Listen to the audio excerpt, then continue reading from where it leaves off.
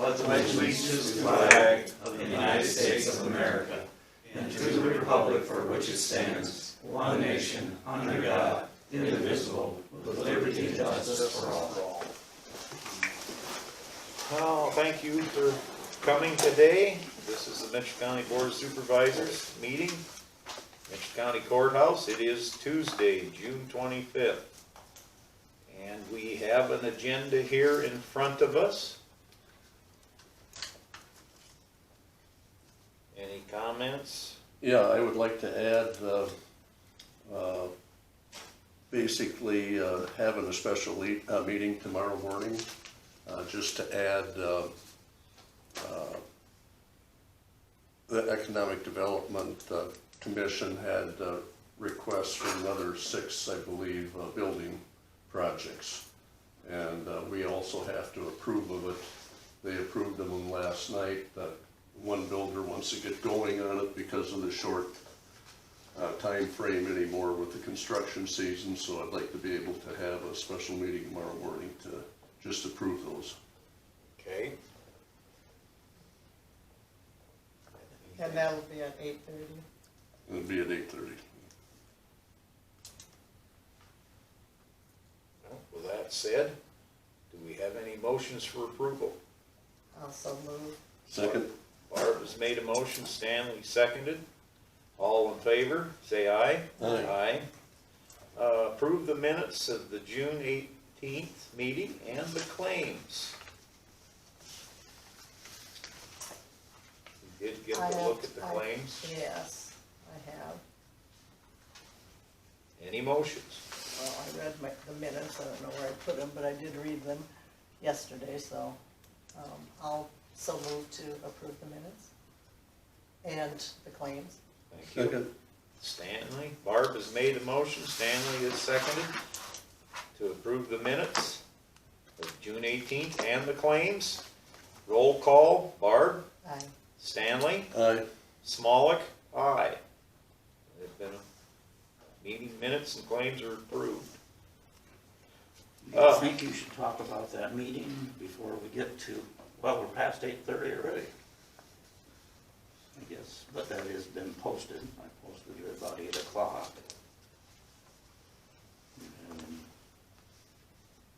Been posted, right? So, yeah, so it's already done, so. You're Okay. referring to So we're legal. Stanley's. Okay.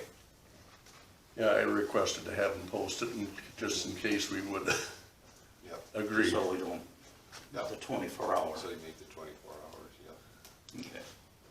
Never mind. Thank you, Roll. County Attorney, general discussion. The only thing I have is Mustard Kephart stopped into our office yesterday and was concerned about Jason Palmer is cleaning out Joe Bullis's old building, and there's appliances in there, and he was concerned that there were some refrigerators in there that were sitting outside, so I called up the sheriff's office. They went down there and checked on it.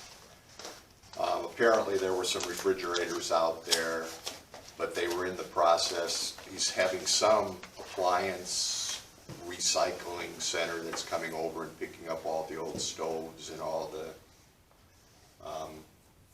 refrigerators and all the old appliances. So that's supposed to be taken care of as of today, I believe. That's what we were told. So he also was making some complaint, which I couldn't really understand, about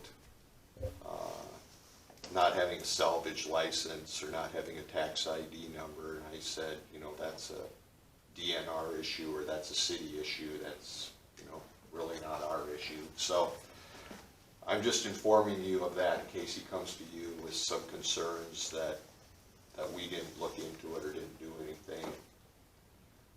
I also had stopped in and talked to Shannon this morning because she had some questions about some tax sales certificate issues.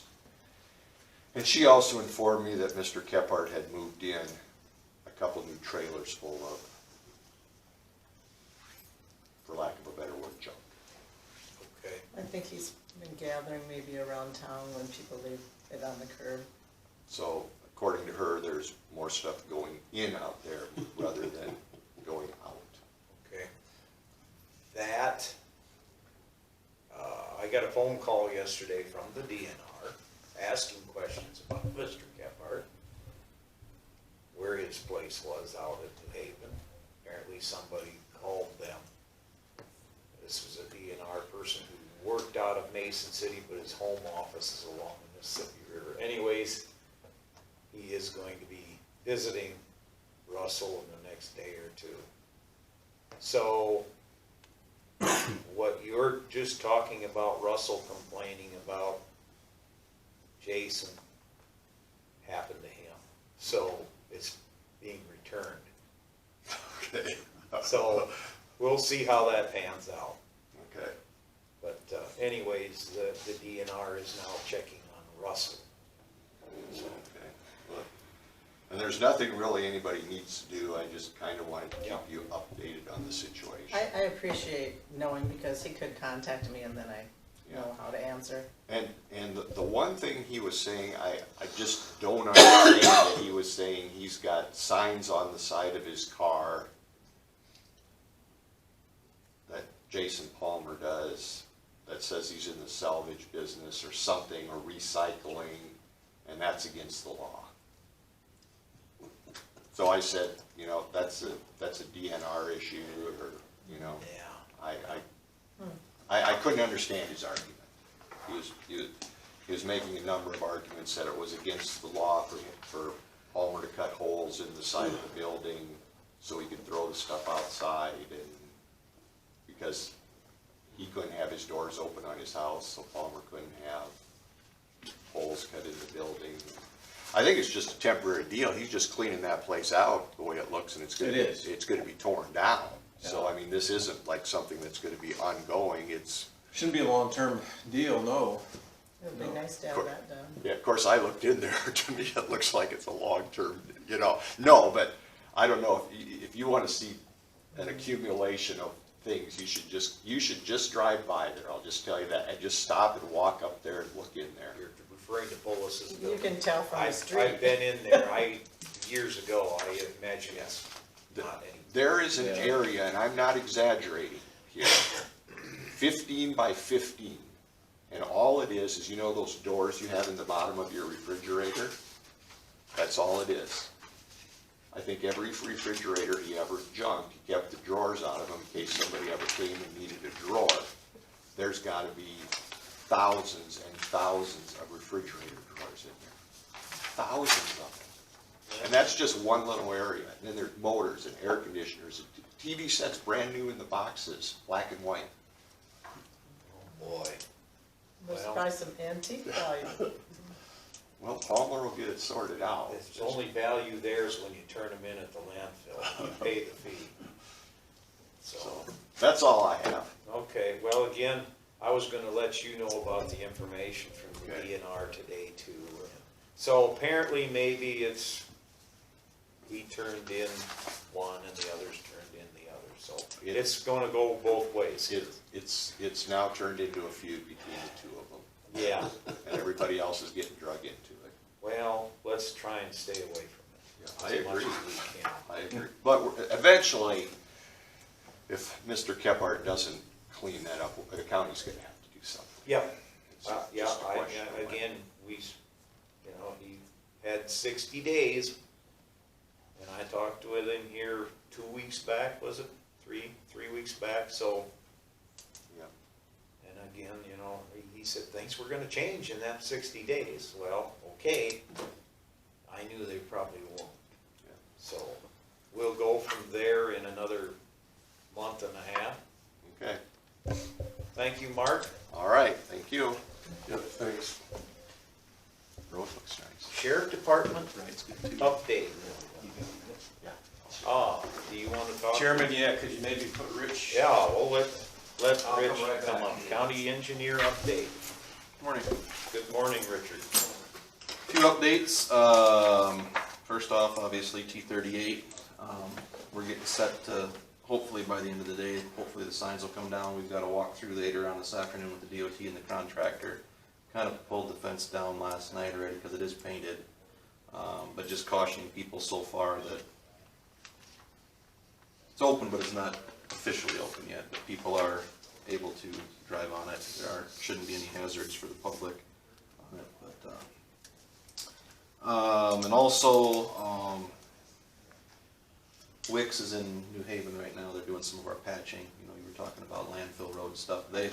We hired them to do it. They're doing it as they have the manpower to do it off of their main job is their highway pavers and city stuff, and they'll fill in as they need to, which is okay with us. We'll take them as they can do it. So right now they're in New Haven, just doing the one over there by the culvert, and then they'll get that one done, and then I think they're off to do some other work. So they're piecemealing they're patching in. In addition to patching, I met with EDP Renewables and Heartland Asphalt over on Kirkwood yesterday because of the crane crossings that were depressed. They patched them last fall. They don't ride the best, so they wanted to have a meeting out there to get things squared away with that patch. And then later this afternoon, I'll be meeting with EDP, or at least White Construction and Wix Construction, for a patch north of the quarry on Lancer for the crane crossing that they wrecked the road there. So they're going to be patching that. And then in addition, I've had some, I had a phone meeting on Monday, I think it was Monday, with EDP on the road use agreement. So I thought I'd kind of just give you an update on that. White Construction has been working their way from the north, south, getting the roads bladed back into shape. We've been talking about, you know, what we're expecting, what they'll be responsible for, and right now what I'm going through is looking through our rock maps to find out what we didn't rock because they were there, what we're gonna rock this year, and maybe come up with a fair way of either a cost share with re-rocking the roads. They did, in the contract, maintain the roads as best they could while construction was going on.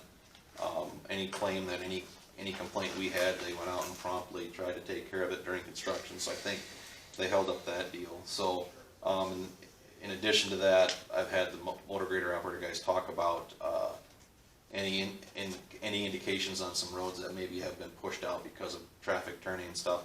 I don't know if the guys have had a whole lot of chance to chase that down with the frost boil issues we've had this spring, but what we will do is probably look at a pre and post video too. There's a pre-evaluation on video of the roads before the construction started, and then after they're doing another one, so maybe we can look at some certain areas. And I think what we might end up doing is looking through the deficiencies that we see, sitting down, trying to agree on it, and having a dollar amount associated with it. And I think if it fits within their budget, they'll cut a check, or if they don't like the numbers, we'll have to have some sort of a negotiation session. But in order for them to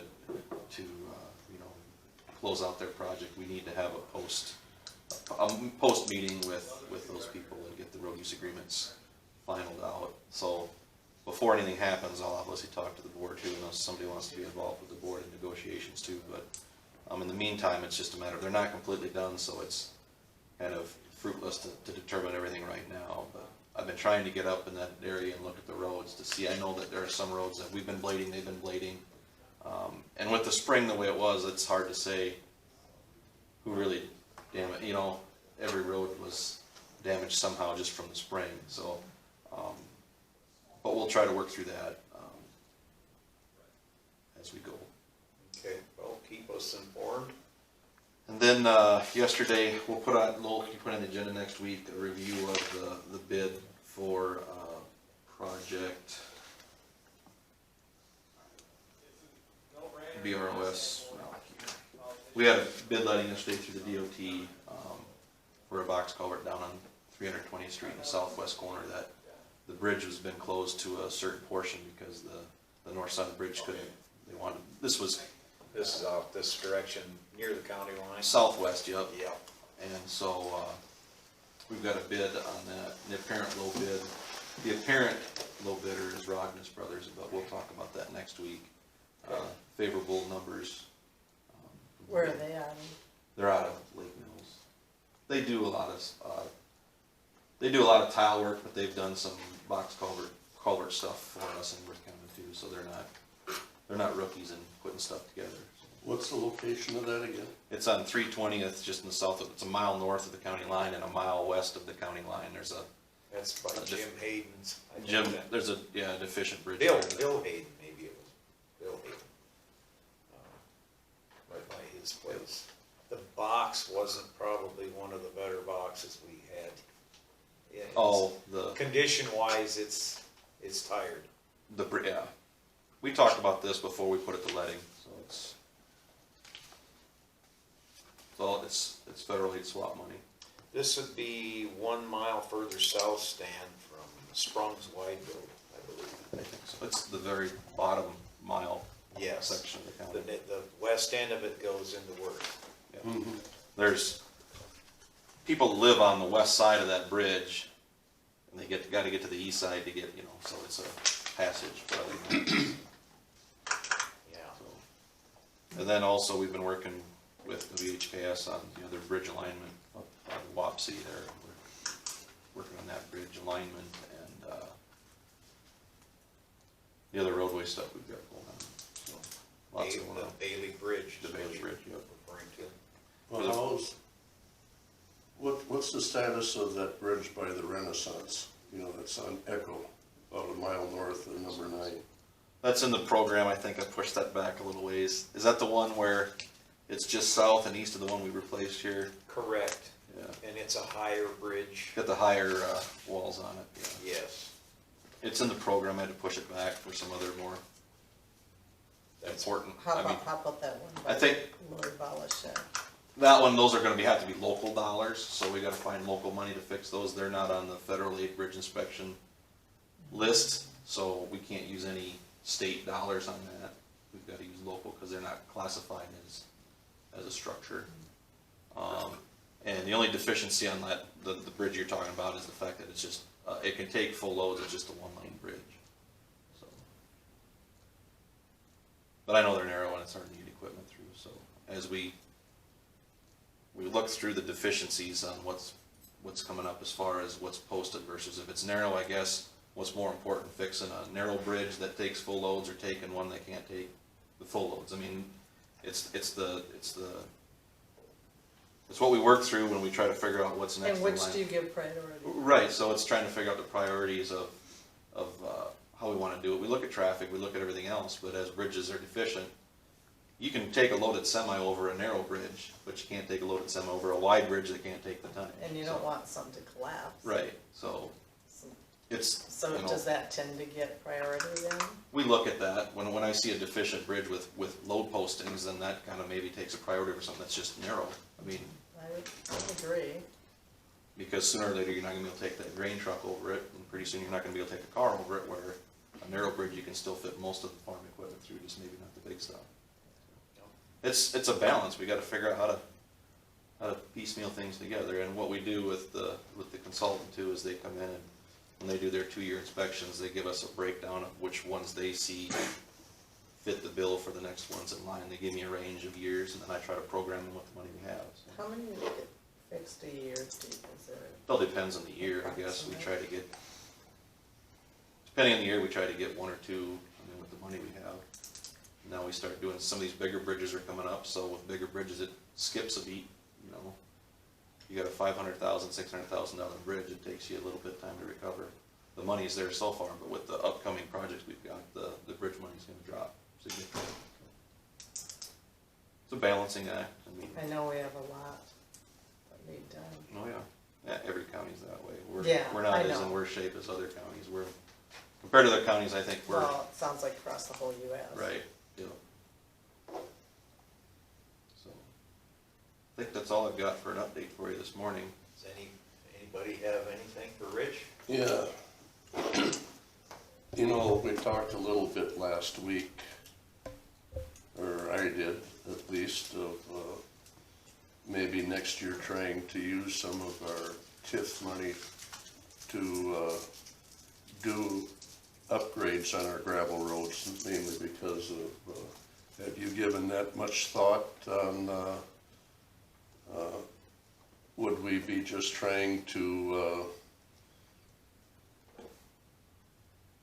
dump rock in certain areas, or I guess or are you trying, It depends on the area and how bad it is. We'll use Windfall as an example. I don't know how stable that road will get once it starts drying out, but I know that the local tilers come into and they've been talking about, the landowners themselves have been talking about shedding their water through the field versus along the ditch where it runs, because that kind of tends to stay wet and the road can't ever dry out.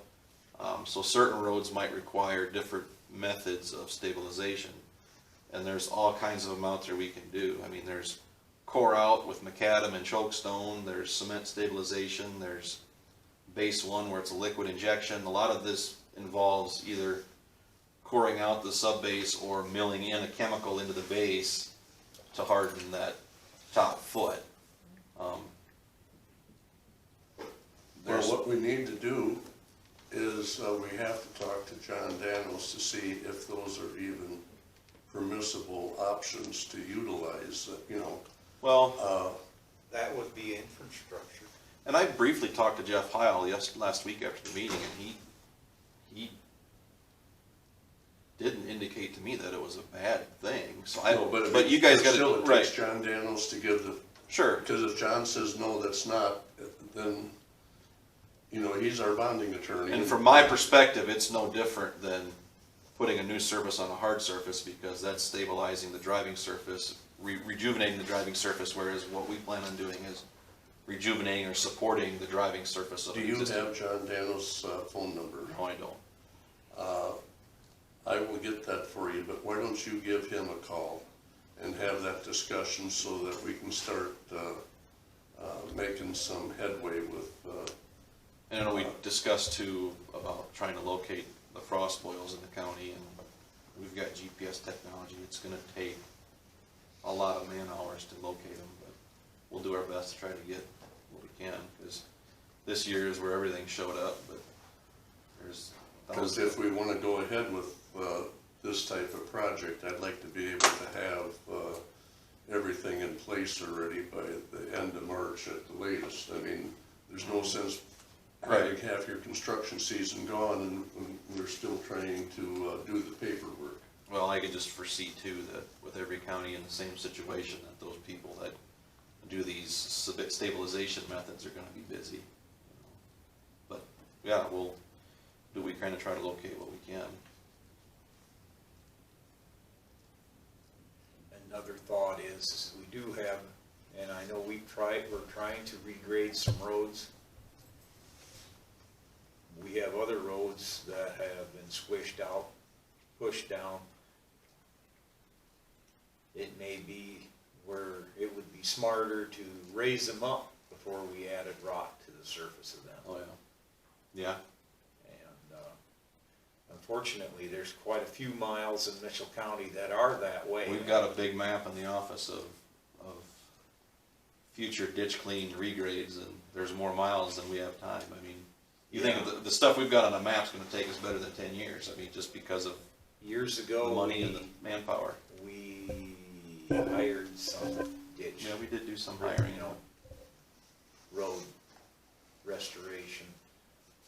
And to keep up with things, we may need to do that. It's a Yeah, we thought. may need to. Anyways, it's a thought. It's Yep, something no, for you to think no. about, something for the public to think about. And I know, and I've been visiting with some people, and they would rather see some TIF dollars used in reconstruction of roads. Mhm. Yeah. So, keep it in mind, Yep, it's there. I'd rather see it go into our road system. So you anyways, guys hold the purse strings to the money, so. But no, well noted. if you have nothing else, we have nothing else, I guess, Rich? Or Lowell, you want to send Rich, John Daniels? Yeah, just send him an email with that phone number. And then one other thing, I guess, before I left, we did that county line road with Worth and Mitchell County over on Zinnia, and we were the primary, Mitchell County was the primary on that project because it's Mitchell County's road to maintain. And typically, county line agreements typically state that new construction is a 50-50 split. So, we did this project and let it over a year ago, built it a year ago. And so I'm trying to get Worth County's farm to market money to reimburse Mitchell County's farm to market money, because that's where it was at. And I couldn't find a county line agreement until yesterday. Nobody could find one on file, and I did find one finally. And so when I sent stuff down to the DOT, and I wrote a letter to the DOT saying, here's what I need transferred over, here's the cost of the project, here's the project number, and they said, well, we need to see the agreement. So I just emailed them that agreement, but that agreement doesn't state specifics other than individual projects have to have their own agreement. And I said, well, we all verbally agreed in the meetings, and every board understood it was a 50-50 split. And because I guess I'm the engineer for both counties, it shouldn't be that difficult to figure out that that's what we agreed on. So we'll see how that pans out. I don't know if we have to do an agreement after the fact. Seems like a lot of paperwork for nothing, but it's we'll get it worked out. But at least we have a signed agreement. Like Lowell said earlier, it doesn't have a date on it. I don't understand why it doesn't, but there are original signatures on it, just no date. And it's, as long as it's, you know, the contract states that from its inception, as long as it doesn't get changed by the board, every year it's automatically renewed. So what is some of the signature is? Oops, I'm sorry. Don Henriksen, Betty McCarthy, Gene Mayer, Beverly Pangburn, Jack Hanna, and Colgard. So basically, that's one from probably the 90s, Probably. late 80s. mid-90s. And as long as nobody's wanted to change it, I guess, to me it's still in effect whether the date was written or not, so. But I'll see what the farm market folks have, the Yeah. people having names, so. Alrighty. All right, Thank you, sir. thank you. Have a good rest of the day. You too. And then, you know, be vigilant. Temperatures are gonna rise. And we've had rain. You know what that means? Oh, yeah, that's why I asked you if the phone rang. Not yet. It will. Yes, it will. And we Thank did, I you, did Rich. have, I don't know if I did tell you, I had Denko in. Did I tell you this last week? I had a saw seal company come in last week and we discussed a project, but in both counties actually, about sawing some relief joints every 500 or 1,000 feet in our overlays to relieve some of those About pressures. so wide? Yeah, well, probably depending on how wide they can saw. I guess they told me this, and this happened years and years and years ago. I don't know if it was 20 years ago that a couple of counties tried to do some 4-inch relief joints on some overlays they had done. And over time, they shrunk up, they expanded so much, and things move around because you get stuff in the joints that they're down to 3/4 of an inch wide now. There's just that much movement in the pavement, and then you get stuff put in a crack that can't compress. It just kind of pushes things closer together, but depending on how, they're gonna do some research, figure out what they can saw, and if I know what their width is, we'll try to stage our spacing accordingly. It's not probably gonna be a cheap fix, but It might it's probably not involve cheaper some than issues. patching, so it'll reduce our on-calls and safety and everything else if we could get it going. And I wanna start with the good roads and work back the bad roads, because if we can prevent some of the better roads from, Well, let's just, Hopefully they do it in a cooler time of the season, because if they do it during the heat of the summer, they're gonna pinch their. well, their there is research also. I finally got some stuff from, Ohio, Wisconsin, Illinois, Colorado, and I think Montana, I can't remember which. But there is indication of the timing of the year when the roads are paved might make a difference too. So, you know, in the heat of the summer, things are at their fullest expansion. So if you pave in the dead heat, things are bloated, I'd say, and then, you know, if you don't see those temperatures, there's less of a chance that if you do them in the colder part of the season, everything's kind of shrunk down, and then it's got, you know, there's a little bit of theory Sure. behind it. Now, whether it's proven theory or not, that's, I can remember when we Say were that. cutting in the, you know, to do some patching in midsummer, the saw blade quit, I mean. yep.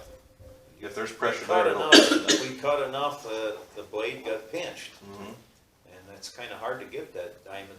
Well, I know we went out and tried to fix a buckle, and that's what I wanted to do, was saw the joint behind it. And we wedged the blade, we had to take the, Yep. we had to take the blade off the saw and take the skid loader and we destroyed that blade trying to get it out of the road, because it just wouldn't come, but, We didn't destroy the blade, but we had a heck of a time getting it out. yeah, when it pinches, it pinches. There's a lot of weight there. Oh, My understanding is you got an employee that's gonna have some major surgery in a couple of weeks.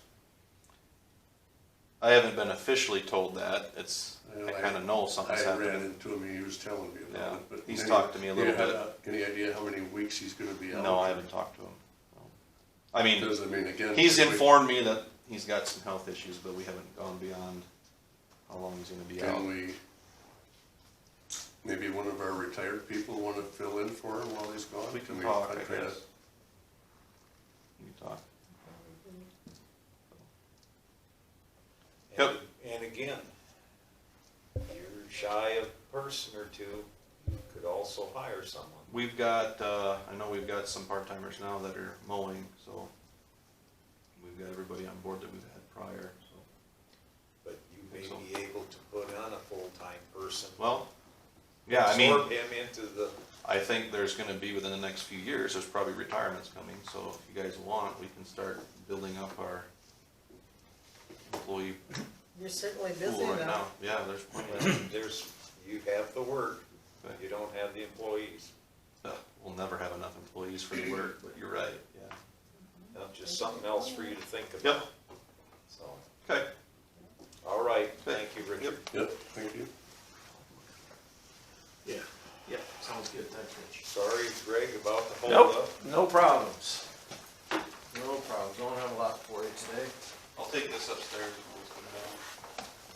We talked briefly last week about some taser equipment for the sheriff's office. So, did run it past the county attorney, he's good, no problems there.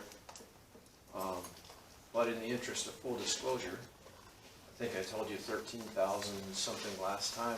Yes. The hard estimate, the bill essentially would be 15,207 to outfit all the deputies with that type of equipment. So, entertain any thoughts you guys have. I did do some research on it, and if I may, I'll read you what it said. Sure. It supports, definitely supports your use of it.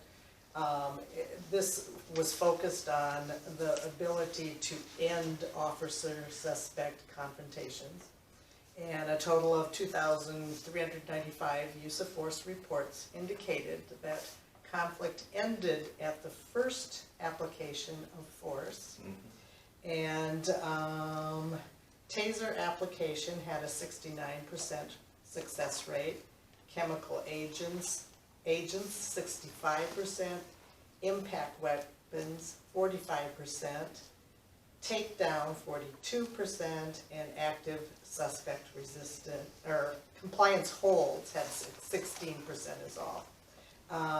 These findings suggest that the use of taser early in active suspect resistance is more likely than other less lethal weapons to end the conflict quickly and thereby reduce the likelihood of additional injuries, whose rates increase as the second and third application of force are applied. Probably the most surprising find in this study was they mentioned the value of the police working dog.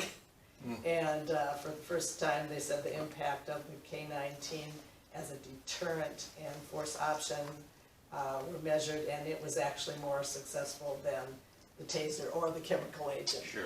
But the taser was the highest percentage. And I found the same. Yeah. You know, in the research I've done. So they're all designed to keep the guys safe.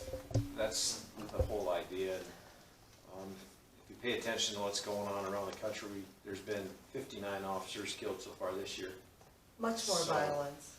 You know, we're on record-setting pace now. St. Louis lost one. Today's Tuesday. I think that was on Friday. He just went to a business on a bad check charge, and you know the guy gets out of control. They get in a fight. And so anyway, I mean, there's lots of stories you can. Well, it seems talk like about. even in Osage. Well, we have our It seems issues. like we're having more hot tempers and moving immediately to physical. Yeah, we have our issues. So anyway, it's just another level, I guess, that would allow our guys to stay safe and probably keep some defendants too from getting hurt. The last thing I want is guys going hands-on with people and fighting with them. Impact weapons, you know, those are the old side handle batons. If you remember the Rodney King case in California where the LAPD worked him over, those are impact weapons. Not a good application for it in that instance, plus, you know, it's just a PR nightmare when you have to use that type of stuff and to try and end a conflict, I guess. So that's kind of where we're at with it. Mark's fine. It's going to be policy driven. The guys have to go through training before they ever get out on the street with them. What's the certainly- expected life use of a taser? So, essentially all that you have to update on them is batteries, and then also the projectiles or the probes that actually shoot from the unit. So it really depends on the number of uses. So So basically, I mean, you should be able to get 8, 9, 10, 15 easily, years out of it. easily, yes. Yeah, much like a firearm, you know, the only thing you gotta do to those is buy more ammunition, you know.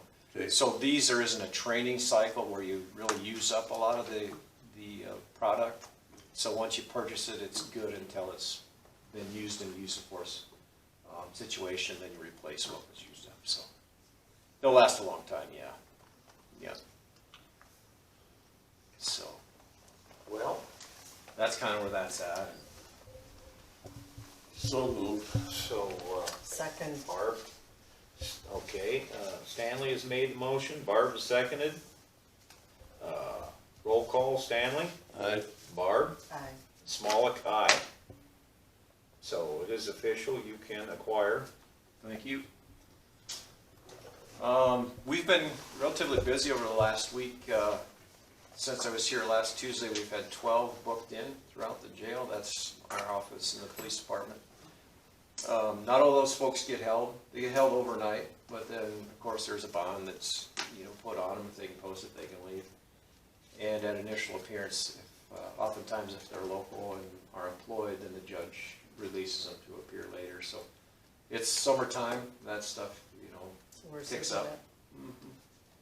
So 4th of July's coming. I don't anticipate any problems, but you know, we'll be out there if there are. So Hopefully there isn't too many. yeah,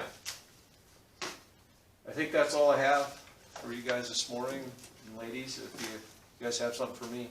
Talking to a Worth County supervisor, you know, in Worth County, the casino basically spent the money for the radio system.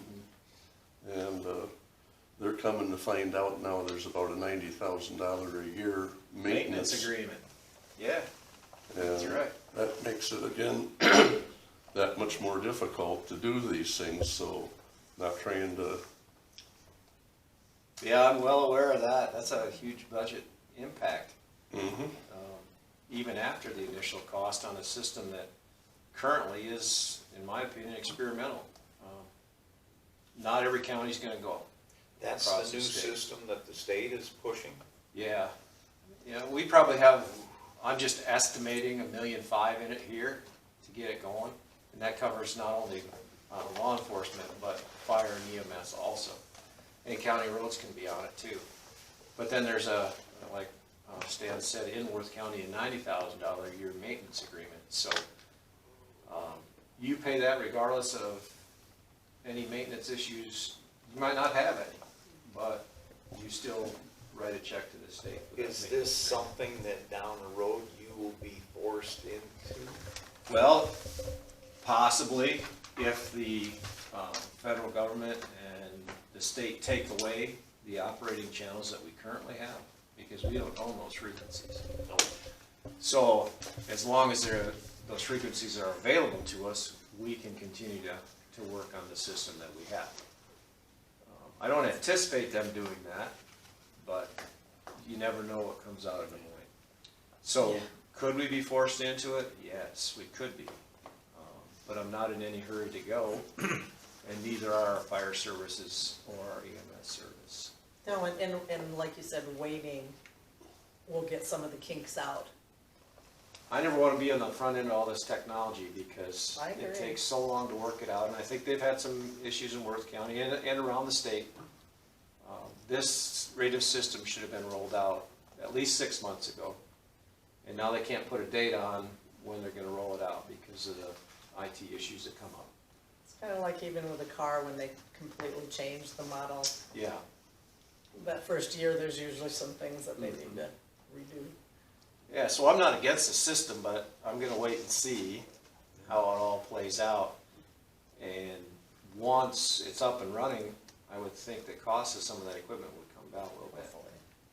But we'll see.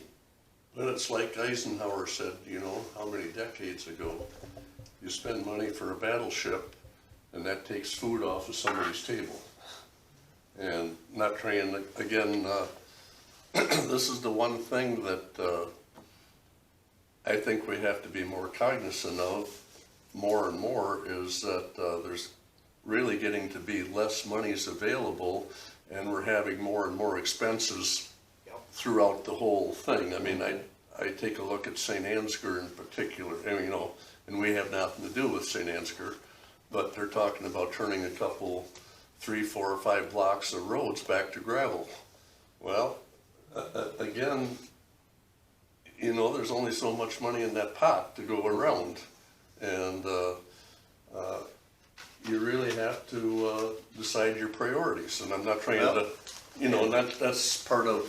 And my response to that is, this board and I have a responsibility to keep our citizens safe. Right. That's the #1 goal of all of us. We can drive on gravel, we may not like it, but if there's not somebody to answer a police call, there's No, gonna be issues. But again, I mean, So- we, like you say, but we just can't throw all the money that we want at your department and nothing else. You know what I'm saying? We have to be just reasonable. I'm not saying that you aren't. I'm just saying that. How about this? Just give me as much as you give to Rich on his roads.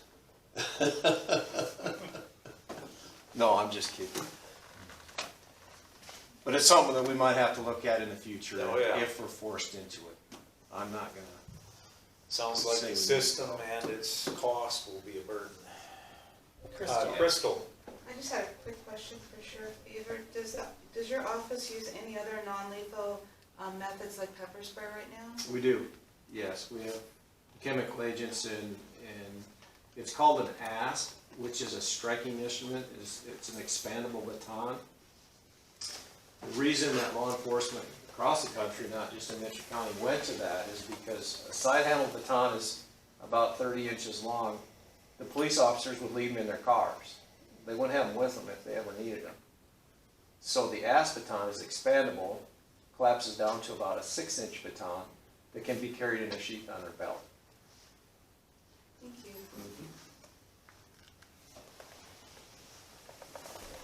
Anyway, that's all I have. So you're holding how many this We morning? just have one this morning. Yeah. For, I think it was an OWI overnight here in the city. okay, So are they carrying that baton now always with them? Okay. that's something you've had for 2 years. Oh, they've been out a long time. Because I can remember, Probably the mid-90s. I think I seen Ozzy with that. Mhm. He pulled it out. Yep. Yeah. That took the place of the old PR-24. And they're less offensive looking because they're in a belt, in a sheath. Nobody really knows what they are unless they have them. But impact weapons are kind of a thing of the past.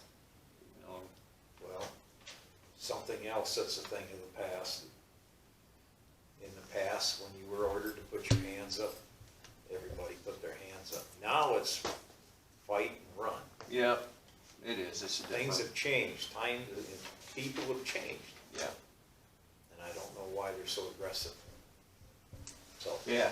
Anyway, anyways, thank thank you, you. Greg. Yep. You guys just have an a good day. FYI, my understanding is one of our favorite attorneys, not from this county, got her 4th OWI here a 10 days ago, so. Well, get a trip to the big house. Well, that sounds like. Everybody knows the rules, right? Correct. All righty, thank you, Greg. You have a good rest of the day. Yep, Okay, thank you. guys We too. officially Thank you. have a conference video with Jan Libby of Healthy Harvest, and that should start. Charlie, have a good She's day. on right Right now, now. so I'll dial us in here.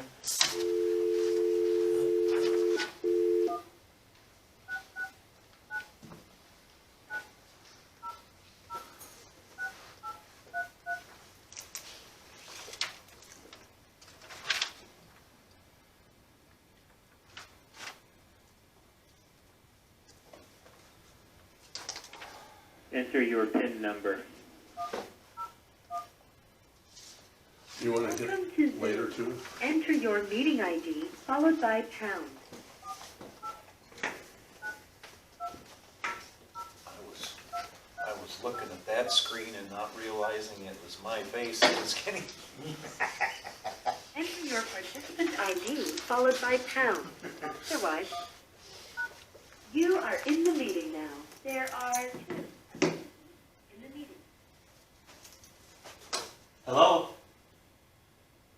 Hello, how are you?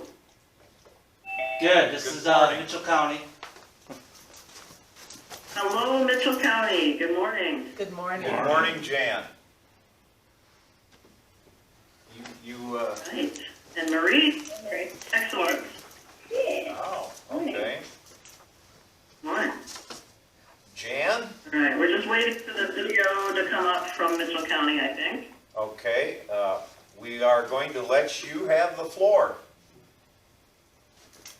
All right. Do we have a video feed from your No. room there? No, we don't. Okay. Do you see us? Oh, yes, yes. Okay. Hello, good morning. All right. So if we share a document on the screen, you'll see that as well, correct? Correct. Hopefully. Excellent. Yeah, very good, very good. Well, good morning. Thank you for letting us pop in via this kind of a connection and visit with you folks just a little bit this morning on this beautiful Tuesday morning.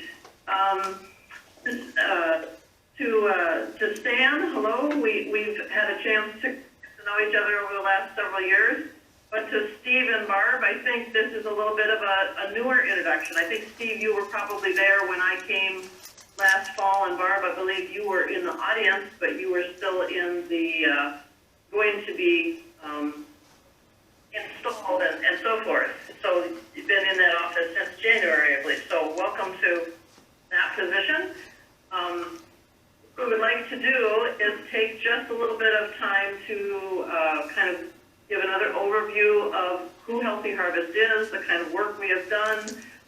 For Steve and Barb, you may know that I have been the executive director for a number of years, but have stepped down, and this is an opportunity to introduce you to our incoming executive director, Boyd. So after I do a little bit of intro, I would ask each of the supervisors, and Lowell, we would welcome a little bit of info from you too, because the auditors play such a key role in these relationships.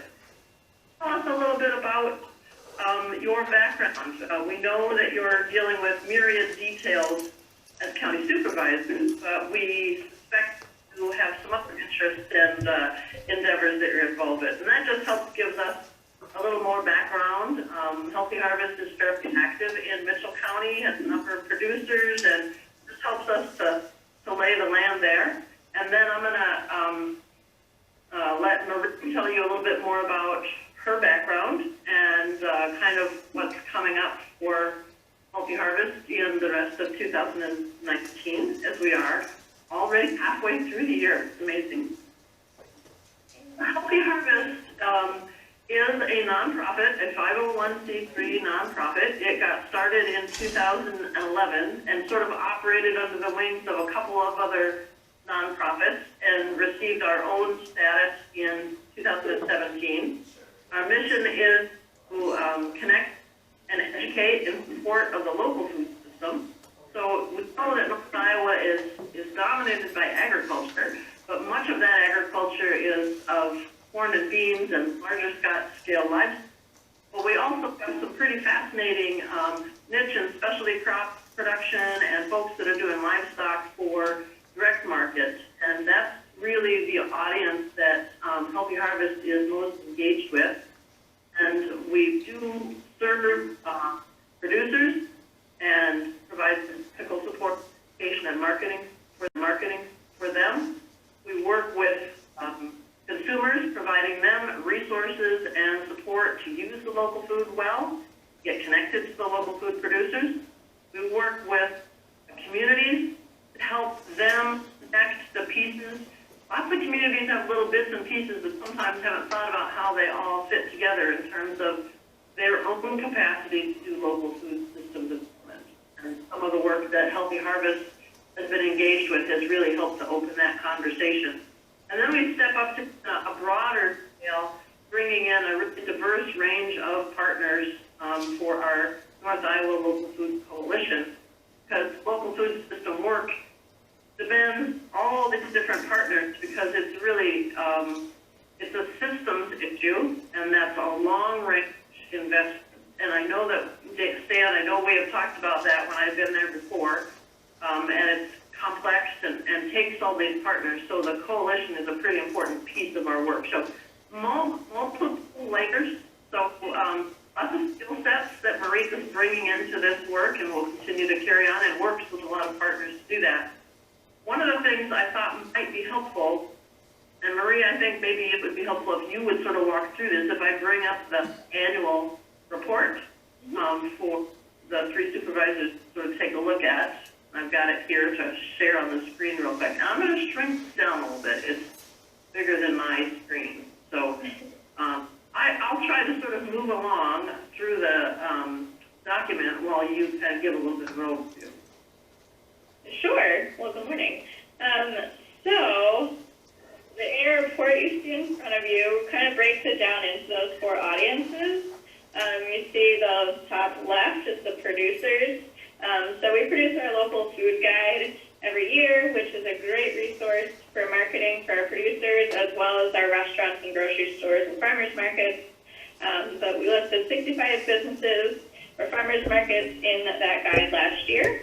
And that helps us keep a good track on who's out there and who is coming into the space as well. The next one is our Local Food Connection program, which is started last year, is continuing this year, and it is a business networking program that involves a field day series as well as educational workshops and just social connection time for our businesses to be able to really build those connections that then lead into future business development, which is really fun.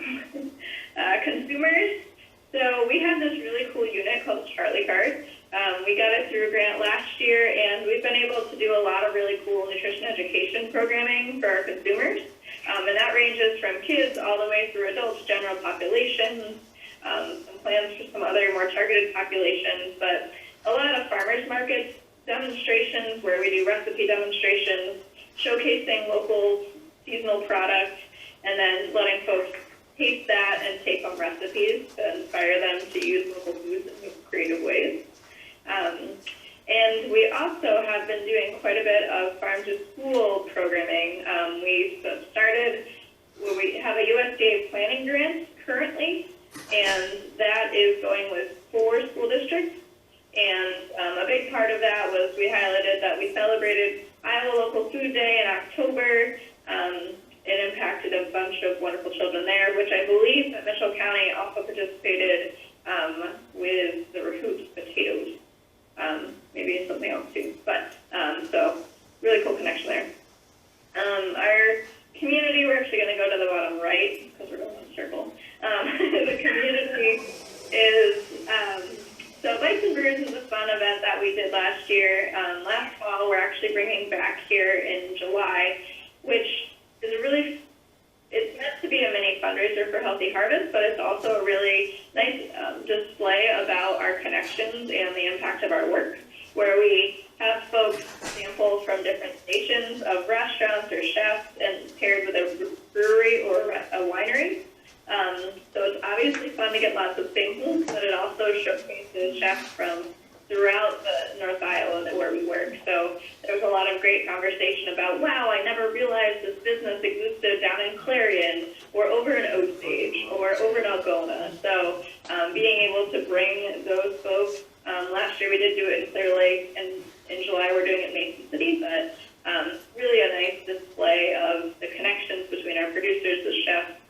celebrities, restaurants, and the consumer side of things. So, a great event. And then we did 3 agritourism events last year, one of which was in Mitchell County, which was a really wonderful showcase talking about dairy, which was held over on the Bruns farm last year. But we had a great time with that, also down in Wright County and then in Franklin County, which is a great display of how to get folks around the table talking about local food, realizing the resources that are out there in their community, and helping start to spin some of those wheels as far as what could happen around local food in those communities. And then last but not least is our regional partners. So as Jim said, we lead the North Iowa Local Food Coalition. We have quarterly meetings, which bring a lot of different partners to the table to talk about local food and talk about updates. But also we have project teams within that, which focus on some key topics in local food and get people engaged through those projects. And last but not least within there is the gathering. So this is a really neat one to do because this is talking about 2018. We hosted this event for the first time, kind of on a rainy, icy day in February last year. It was a good start. We had 75 people there talking about local food. We did some workshops and guided conversation as well as a marketplace. Well, in 2019, this past March, we brought that event back and held it in Mason City at the fairgrounds, and we had over 1,100 people come out to shop the marketplace, participate in those workshops, and just be a part of that discussion, and was a really great energy to lead into this year. So that's a quick snapshot of all of the different things we do and targeting different audiences. But it really gives you some bit of idea of the great energy and the great people that are connecting and educating through this work.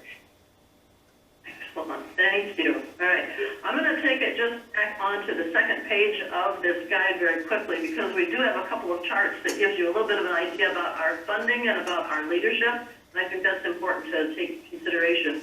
You can see on the left-hand side how the program support is broken down across those categories that we've talked about: producers, consumers, communities, regional partners, and then miscellaneous work. So it's very reflective of the priorities. Healthy Harvest is very consistent on keeping track of its mission and making sure that its programs align. And you can see on our other little pie chart, it talks about the funding source that we have. And we have, you can see counties make an important contribution. We have about a 9-county region that Healthy Harvest covers and works with. We are most active in about 6 of those counties. I guess that's into 7. And we have 7 county boards of supervisors who make some dollar allocations in their budget to support us. That kind of support, as you see, is partnered with federal grants and foundation grants that we get, also some memberships and support along those lines. But that is really important from the county level because of that engagement right there in those communities. And this is where people live and make decisions.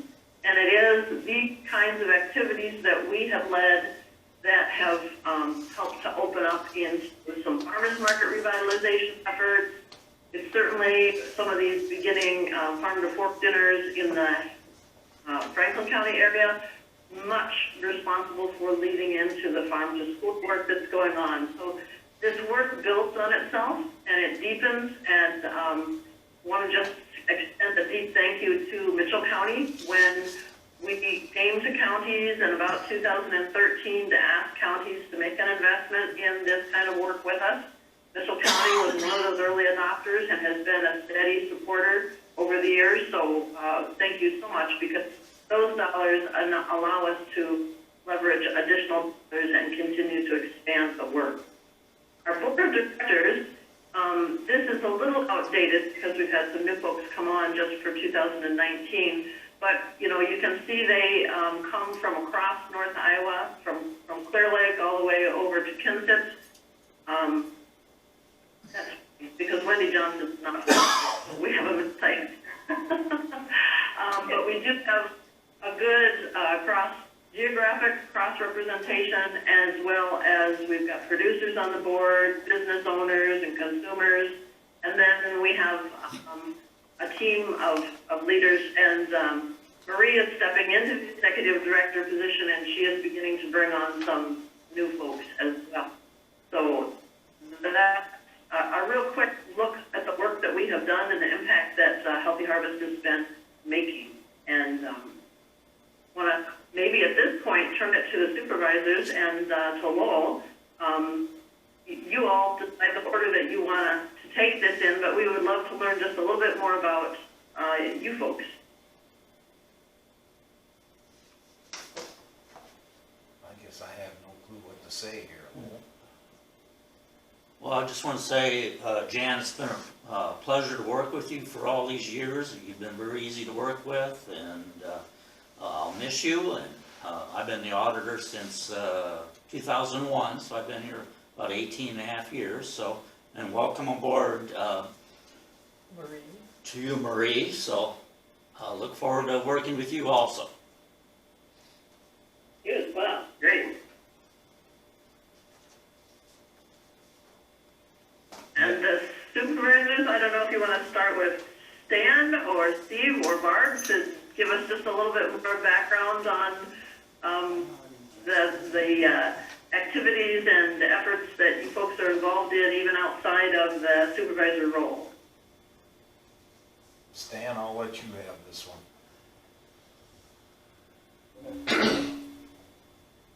Well, basically, one of the other things that I do is I do a lot of substitute bus driving for the Osage School District. And last night again, I got home 11:45. We went to Britt to, we had to whoop the Eagles over there, both the girls and the boys. So, you know, even running those concession stands and that, there's a lot of opportunity for local food to be distributed at these concession stands, and every school does have them. Exactly. Okay. I'm Barb Francis, and I am a widow, and I have always done a lot of volunteer work in the past, but I cut way back, just keeping up my own place, and this job have kept me plenty busy. I did just volunteer for some occasional things, like I just did Relay for Life omelet breakfast, but yes, I have scaled way back on my volunteer activities. All right, gotta focus sometimes, right? Yeah. My name is Steve Smollick. I am married, live out on the farm, and we have our own little garden, actually two, and we share it with the deer and the rabbits and everything else out there. So we have our own little food pantry on the farm there, but I live kind of a boring life. And anyways, Jan, thank you for being part of Healthy Harvest, and we'll miss you. You are retiring then, or are you still going to be in the background? Well, I'm going to step out of the way so Marie can shape it and build it and guide Healthy Harvest without my little interference or so forth, but continue to be active. My husband and I are still doing some farming ourselves. I've always been farming on the side with Healthy Harvest work. We're working this year more intently with a team of other producers through a group called North Iowa Fresh. But we are definitely in a transition phase of sort of pulling things back a little bit. All these years of sort of juggling Healthy Harvest and our own farming, there are a number of projects on the farm that need some attention, and we also just want to get off the farm and do a little bit more traveling. So I'll be around, but just sort of taking a lower profile. All righty, Jan. Well, thank you, and good luck in your future retirement here. And Mary Boyd. Yeah, thank you. We look forward to working with Mary Boyd here in the future, and hopefully we continue this keep our organizations together at this and work together. Excellent, so, excellent, thank you very much for those kind words. Let's turn it to Marie, so she can maybe give a little bit more background about herself, and then a number of activities that are coming up for 2019. All righty. So I actually live down in Franklin County. I live in Hampton with my husband and my little puppy dog here.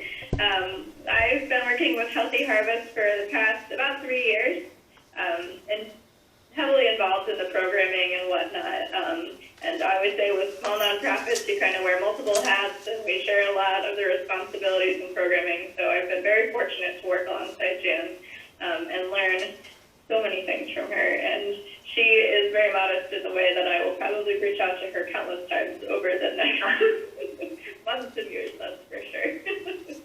But so I'm definitely passionate about local food, and I believe in how communities can come together around food. I'm originally from Massachusetts, so my vision of what local food can look like is sometimes a little different, and hopefully in a good way too. Where we grew up going to the farm stand down the street, I grew up on my best friend's farm, so a very close connection with food and farming, and I'm very excited about the initiatives that are happening here, and the business development opportunities, so that's all really great. And besides that, as far as what's coming up, I did want to do a plug that we are working with a contractor, took on a local producer in the Mitchell County area, Steve Strassheim from Twisted River Farms. He's over in Mitchell. He is contracting with us to really lead that Mitchell County Farm to Fork dinner concept and leading that forward in partnership with Taste and the Chamber. And who was that name? What was that name? Steve? Yeah, Steve Strassheim. Strassheim? Yeah. He has a farm up in Mitchell. He has a Twisted River Farm. Okay. Okay. Okay. Yeah.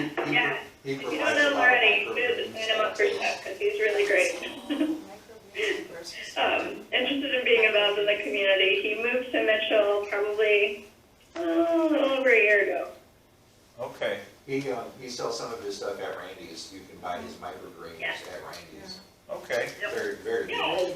Very good. Very good. Yeah.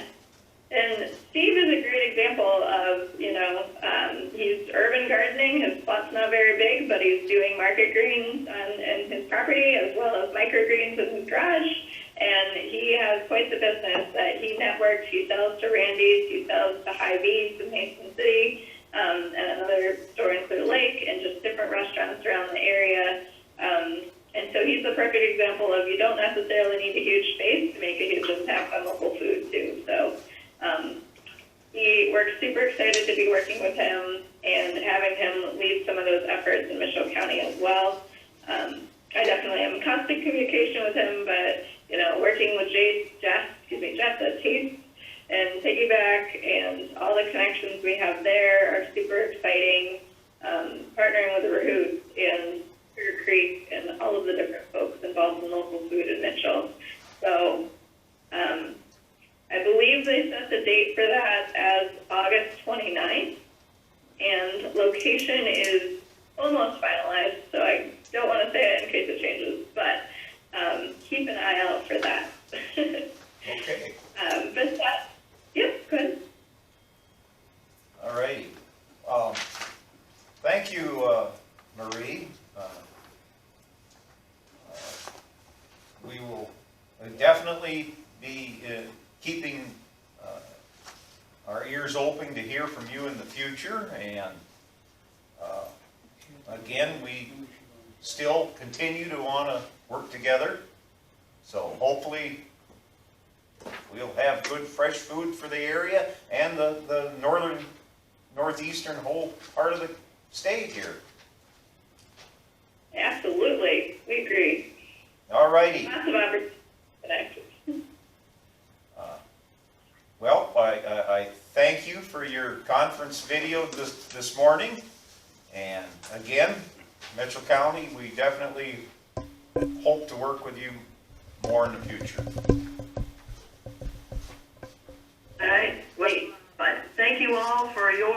support, for your time this morning, and you can be assured that there will be news coming through about the Farm to Fork dinner and any other opportunities around your territory related to the local food activity. And I'm sure Marie will be knocking on your door to give you the full year's update and look forward into 2020 with you. So thank you so much for your time this morning, and have a wonderful day.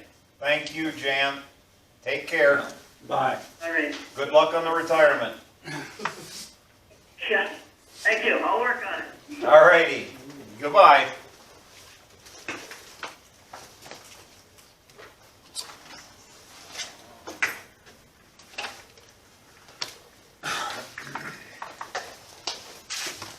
It's kind of different talking to a screen. I mean, and plus, when you're hard of hearing, you probably noticed I had my ear cupped, so. Anyways, Shanna, you have some news for us. Yes, I do have a part-time clerk that accepted a position. Actually, Lindsay I've been talking to her for a while because we did offer her the full-time position when we were looking before, and at that time she was the sole person providing the insurance and everything, and just couldn't work it. They are moving from Hampton. She currently works for the city of Hampton. So her start date tentatively is 7/22. She has agreed to help train in the new person because she's not the city clerk. She's like the assistant to the city clerk. So they are at least 2 weeks out because she's going to help do some training there as well. Her husband just accepted a full-time position with OMU here in Osage. So her and their 2 children and her husband are moving to Osage. And so tentatively it's going to be 7/22 start date. Her name is Lindsay Eulenhop. I think you guys will really like her. She's very smart, got a lot of background in business, and so I'm excited to have her on board. We're going to have a wage of $15 an hour with 50 cents increase upon completion of DOT driver's license and examiner training, because that is when they have to start doing the driver's license and do the road testing and stuff. I think I have to incentivize that somehow because it's not the funnest thing in the world to do to get into people's cars. And we're going to have, my goal is to have everyone in the office do drive trainings for the driver's license. Right now, when Susan left, it left just Lori, and so I'm going to start having, today is Cassie's first day, so if you guys want to stop in and meet her, but Cassie and Sandy and I will all start riding along with Lori and doing practice scoring.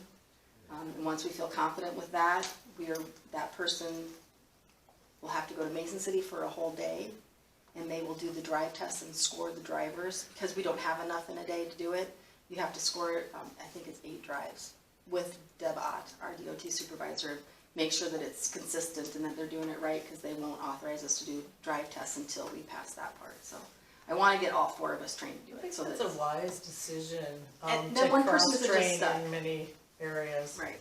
For the exam, for the line drives, which is when an individual has issues, or a doctor's office has said, they need to take some testing, where we do the verbal test and then we do the 3 drives, that will still be Lori. The DOT prefers one person doing that because they have a 3 strikes. They get to drive with us 3 times. And then if they fail all 3 times, then it goes to the next step, which is Deb Ott, and then they have 3 tries with her before they would get to the point of losing their license. So for the line drives and for the re-exams, they only want one person in the office doing that. So that'll continue to be Lori. But as far as the other drives, I don't think it's fair that Tuesday, Wednesday, Thursday, 5 times a day, only one person goes out and does the drives. I think we all should be doing that. So. Sounds good. How are we coming with Deb and I are talking about it and trying to figure out a right route for the CDL or we've got to find out if we have a valid route and the only space that we found right now would be at the fairgrounds to do the backing up and all that stuff, and that isn't always cleared off, so we got to triage that, plus then it'd be 18 months out to get the training in. Right now, I did my 2-week testing and training last summer. The person that does that is now retired. The DOT has not replaced that person. When we did the training 3 weeks ago here for the DOT refresher, where they came in and did refreshers for our District 2, I asked about that because I wanted to send Sandy to that training this summer. They don't even have a trainer lined up. They have no idea what they're going to do. So right now, their big training for that stuff is on hold until they find a replacement to do that. So basically though, you have a route that would work. We're triaging a route. I can't say for sure because Deb and I have to go through it right now. I have the one you told me about. So we have one, we just have to make sure all the stuff's Oh, there. okay. And that we have permission to use that route. You're supposed to have an on-ramp and an off-ramp, and we don't have that. Floyd County did have that. Floyd County is no longer doing CDL driving now. I'll tell you, they're not real thrilled about us even talking about it because we have the one to make the school in Mason City, and they like the consistency of them doing it so that they know that they've been tested consistently. That's the thing with the DOT, they want to make sure everything is done consistently, like the exam drives. So that's the hurdle we have to work on. Deb's not real thrilled about Part encouraging of us their with it. consistency is to bring everybody to Mason City, and I don't like that idea. Me neither, I agree. So Yeah. we're on the same track there, so.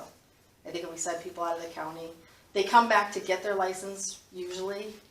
We had a whole bunch of people in Mason City that did motorcycle testing and their computer was down, and there was only 6 drives that day, and I think 3 of them were from Mitchell County. They did the online, the testing and everything, and did the class, and 3 of them came back to get their licenses issued with us, so that's kind of nice. They do come back here to get it, so. It's on my radar. It's not totally no, but it's not totally yes either, so. And it will take at least 18 months. Like I said, they don't have the trainers now. Carla retired, so the DOT has not replaced her yet. So it's kind of frustrating because I think the course is really, I learned a lot. I've been in the office for like 5 months, and then going to the class was really informative, and you get a lot of good resources to use to look back on. And I hope they don't lose that because you need that. You need the paperwork and the book to show people, or to be able to tell them it's here in this book. You can't just say, well, that's the way it is, because I don't think that's right. I'm a person that, if something's a rule, I want to know why, and what's the background, and where do you get that from. So that 2-week training, I think, is real worth it. So. You also enjoy learning though. I do. I love learning. So, yeah. Not everybody's like that. No, they are not. Yeah, I like learning new things. So that's it. I'm asking for approval to hire Lindsay and offer her the 15. And like I said, 7/22 is her tentative start date. That So might moved. move around. Stanley has made a motion. A second. Barb has seconded it. Roll call, Stanley. Aye. Barb. Aye. Smolik, aye. You have a new employee? Thank you very much. I think she's going to be a great addition to Mitchell County. So. I believe so. She's gonna have a good teacher. Thank you. All right, consideration of deputy status. Lowell. Yeah, this is for my office. I'd like to make Rachel Foster my deputy since Barb is retired. So effective July 1st, give her that title. Okay, we all 3 know Rachel. She's So, been here since November. do we have any motions? I'll Or any second. questions? I should say questions first. Well, basically, the reason you try to do deputy status is that they can do things that the regular employees cannot do. Right, there's times with things that need to be signed, and that gives her the Authority. status, authority In case to you're do not that. here. Right, yeah, exactly. And, but I know, there's been times that it takes years and years for employees to get deputy status, so this is really on a fast track to that extent. But then again, like you say, if you don't have somebody in the office and Lowell's gone, why then there's times that nobody can sign for. Lowell needs vacation and Lowell can be sick.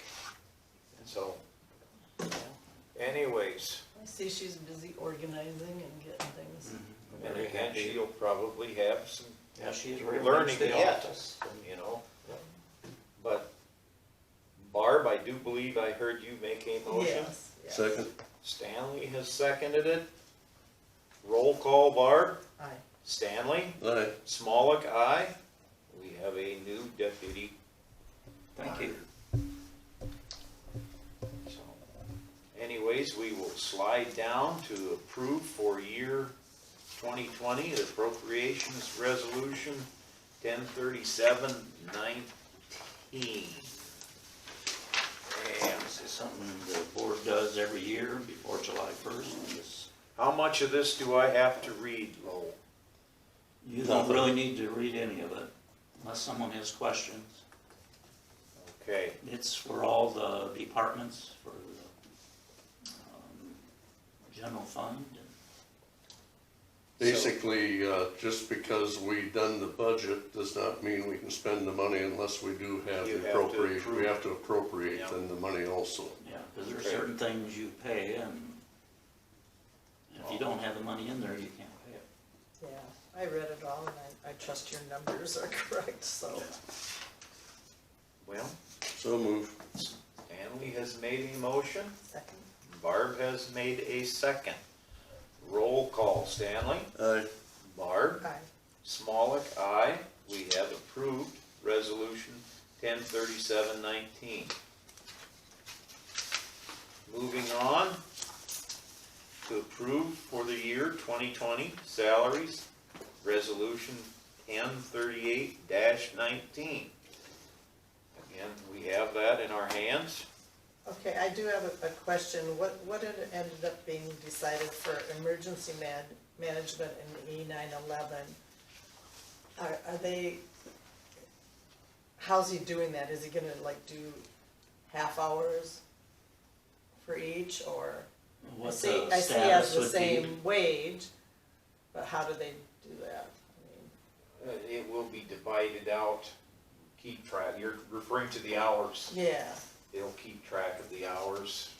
I mean, I guess not that it matters since it's the same wage. Again, though, truthfully, we haven't yet made a decision where they're combined yet. Yeah, that's what I didn't remember So, us but they deciding will, anything. they will be keeping track of which hours goes where. And Is he still gonna try to remain in 40 hours with both of them? Yes. Okay, that's more what I was curious about. Correct. Okay, and then for the truck usage, that's gonna be kept track, and the one entity will pay the other that owns the truck. If you needed to know that. Anyways, we have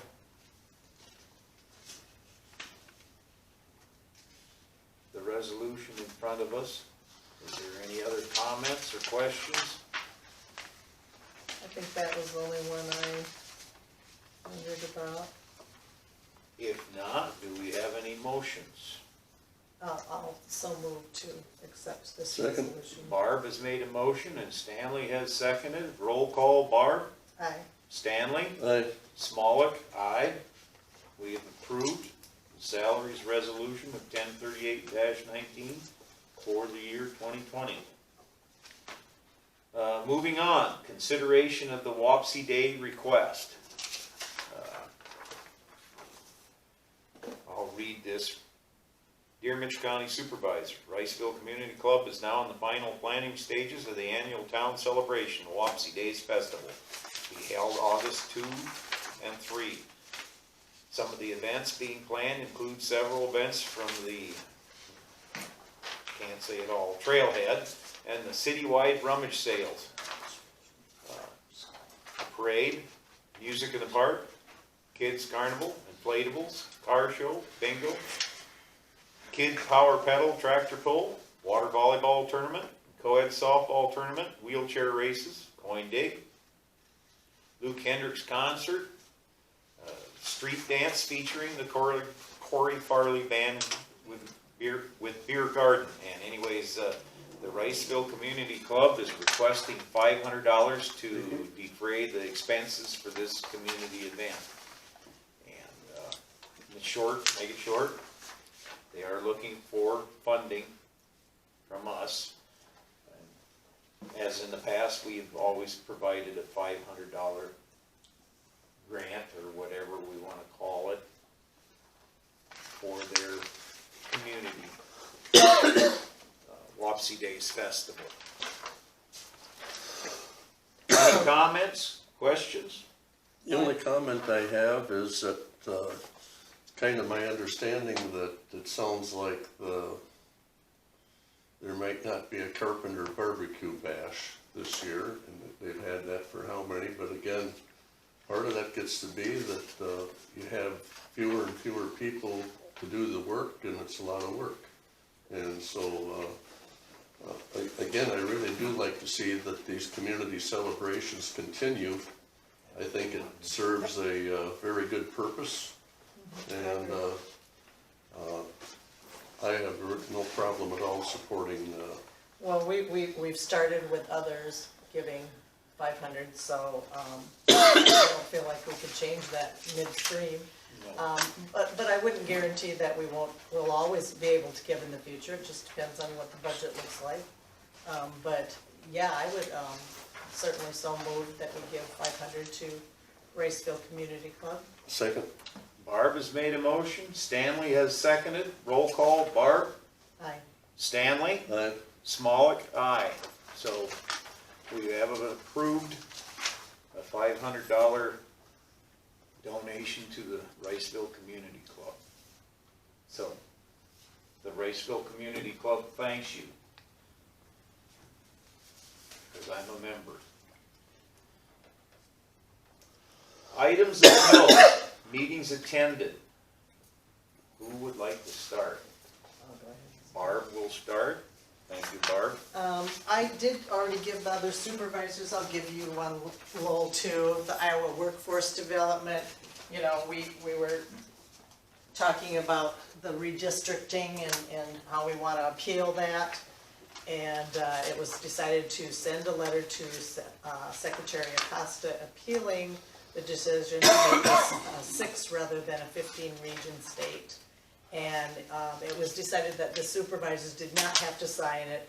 Our chair sent it basically in all of our names, but he is the one that just signed it. So you have a copy of what it looks like. If you have any current concerns, you can let me know.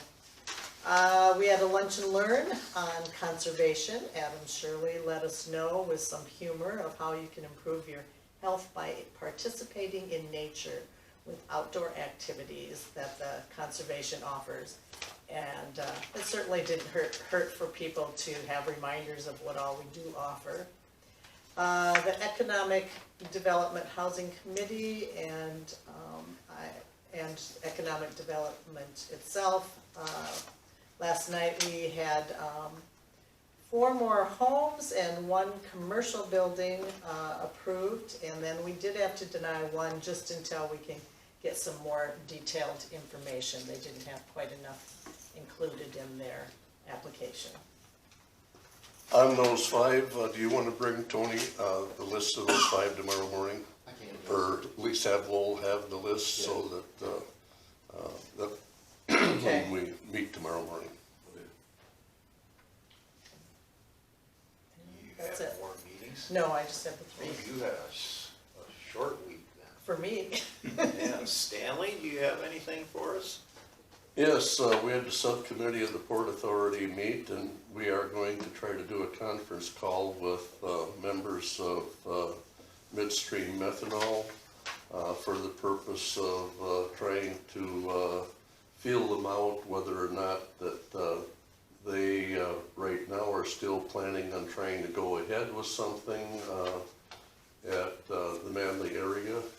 And if so, we want to try to have our homework done in that to give them as much information as we can if they are planning on to moving forward. So they did renew their option to purchase the land here back in May, so that was a good thing. The other thing is Second Judicial. We basically approved the budget for next year. For the last 8-9 years, the legislature has not given any money for raises for the employees of Second Judicial. And so any raises that have come about have basically come about because of staff reductions. And it's getting to the point that we can't even do any more staff reductions without jeopardizing the safety of a lot of these employees. And so we're not sure where like you say, how many more years than that the state thinks that they can go without trying to do raises. And yet again, we, you know, that the state negotiates with the union, they do get raises, we just have to figure out then where to come up with the money, because it isn't coming from the state. I mean, it's not a real good situation. That was the main topic of contention at second traditional. Okay, and that's your meetings then, Stanley? That's it. Okay. I had a meeting with Ballant, and the bio scrubber is in. In fact, they were setting it in when we were there at the meeting. It's a bio trickler system is what they call it. And this system will need some sludge to be put in it to start the action and the chemical and to get the germs working to eat the smell and the odor up. And this converts to low pH, and the lower the pH, the less odor. And their idea, hopefully, is mid-July, it will be in force working, hopefully. And on a sad note, they may be removing some sludge this midweek, so it might not be pleasant outside, depending on the direction of the wind. Another meeting that I had, and this is kind of a small meeting, is David and I, we went over to Kelly at Spawn and Rose. Kelly has been working with us. We're trying to resolve a situation so that we can proceed here after July 1st and maybe get the sheriff's office roof shingled. Anyways, we're still in conferring on this. Basically we have a plan for what needs to be done, is who we want to do it. So anyways, right now we're still in that who do we want to do it stage. So anyways, that is my meetings. So we will move on to manure management plan updates. Lowell? Quite a few. I'll select KISS tip 13 weed finish, 3005 500th Street in McIntyre. I'll select Johnson tip 6 nursery unit, 5060 Glass Avenue, St. Ansgar. Relo 1 site, 3732 Noble Avenue, Osage. Relo 3 site, 2734 350th Street, Osage. Jenkins North, Finisher Farm, 4475 Shadow Avenue, Riceville. Jenkins South, Finisher Farm, 4437 Timber Avenue, Riceville. Liberty East, Finisher Farm, 2809 440th Street, Little Cedar. Liberty West, Finisher Farm, 4428 Whale Avenue, Little Cedar. Liberty South, Finisher Farm, 4401 Rampart Avenue, Statesville. Okay, thank you, Lowell. We'll move on to the clerk of court report for May. So noted. I was gonna say, she has a total of 23,1083 on here, and Stanley has made a motion to approve. No, we No, just just noted. noted. Just noted. Oh, okay. Stanley is so noted, Barb so noted, and I'll say so noted. A lot of noteds. Public comments. Motion for adjournment? I'll second that. One of these first days, again, we better take a look at that land out there at County Care and get moving forward on that. I Yeah. actually have that on a list too, that we should probably be discussing on that. That is something, we'll have to tear the rest of that roof off, and hopefully, somebody's not looking, maybe we could have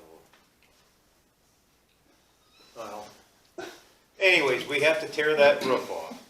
and then we can go from there. I have a question. Why do we have to mow that? We could probably- let that go back to the pheasants, couldn't we? We probably could. But don't we need to be selling it or something? We were talking about selling the lots off of the front part where the building site was, and then